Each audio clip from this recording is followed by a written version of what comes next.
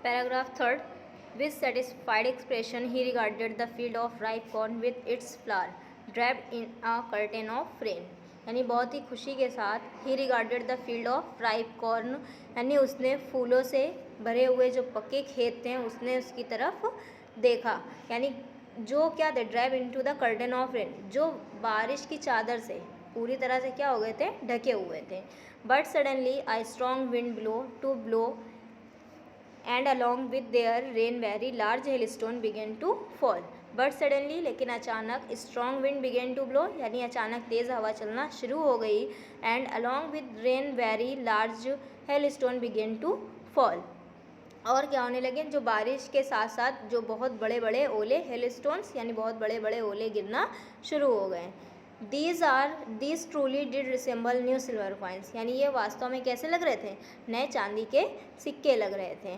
The boys exposing themselves to the rain ran to collect the frozen pearls, यानी जो उसके लड़के थे वे बारिश में कैसे बाहर निकले, फ्रोजन पल्स यानी मोतियों को कलेक्ट यानी इकट्ठा करने के लिए, यानी वे लोग बाहर निकलकर मोतियों को कलेक्ट करने के लिए बाहर निकले।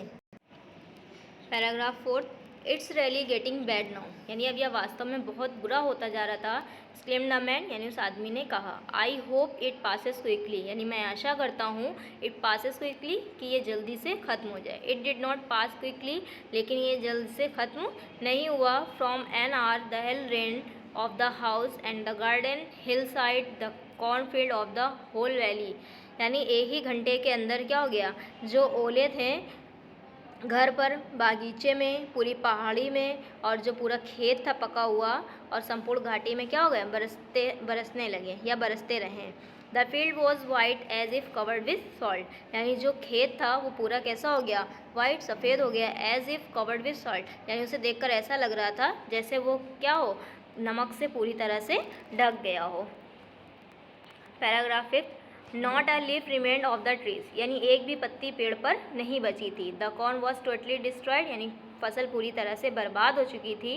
The flowers were gone from the plants, यानी जो फूल थे वो पौधे से जा चुके थे। Lencho soul was filled with sadness, यानी जो लेंचो की आत्मा थी वे दुख से भर गई। When the storm had passed, यानी जब तूफान ख़त्म हुआ, he stood in the middle of the field, ये तो वो अपने खेतों के बीच में खड़ा हो गया। And said to his sons, और उसने अपने लड़कों से कहा। अ प्लेग ऑफ लोकट्स, यानी एक टिड्डों का समूह, would have left more than this, यानी इससे भी ज़्यादा छोड़ देता है। The hail was left nothing, यानी इस तूफान ने कुछ भी नहीं छोड़ा। This year we will have no corn, इस साल हमारे पास कोई भी फसल नहीं है। That night was a sorrowful one, यानी वह रात दुख से भरी हुई थी। All our work for nothing, यानी हमारी सारी मेहनत क्या हो गई, बेकार हो गई। There's no one who can help us, ऐसा कोई नहीं है जो हमारी सहायता कर सके। We will all go hungry this year, यानी इस साल हम सब भूखे रहेंगे। Paragraph 6.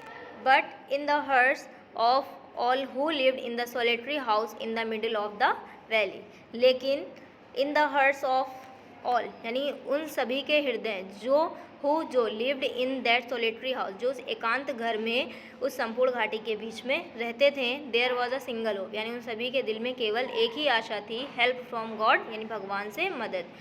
Don't be so upset, यानी उदास नहीं हो। Even though this seem like a total loss, यद्यपि ये हमारा पूरी तरह से क्या है, नुकसान है। रिमेंबर, याद रखो, no one dies of hunger, कोई भी भूखा नहीं मरता। दैट्स वॉट दे से, याद रखो, यही वे कहते हैं, no one dies of hunger, यानी कोई भी भूखा नहीं मरता। Paragraph 7. All through the night Lencho thought only of his one hope, all through the night, यानी पूरी रात लेंचो के मन में केवल एक ही आशा थी, यानी एक ही आशा के बारे में सोच रहा था। द हेल्प ऑफ गॉड, यानी भगवान से मदद। हुज आइज, यानी जिसकी आंखें, as he had been instructed see everything, यानी जिसकी आंखें क्या कर सकती हैं, सभी चीज़ें देख सकती हैं। Even what it's deep in one's conscience, यानी चाहे वो किसी के अंधा मन में ही क्यों ना हो। Lencho was an ox of a man, यानी लेंचो एक बैल की तरह मेहनत करता था, यानी जो लेंचो कैसा था, बहुत ही ज़्यादा परिश्रमी था। वर्किंग लाइक एनिमल, यानी वो एक जानवर की तरह काम करता था इन द फील्ड, अपने खेतों में, बट लेकिन still he knew how to write, लेकिन वह जानता था कि लिखा कैसे जाता है। The following Sunday at daybreak, यानी अगले दिन रविवार के दिन सुबह ही began to write a letter, उसने एक पत्र लिखना शुरू किया, which he himself would carry to town and place into the mill.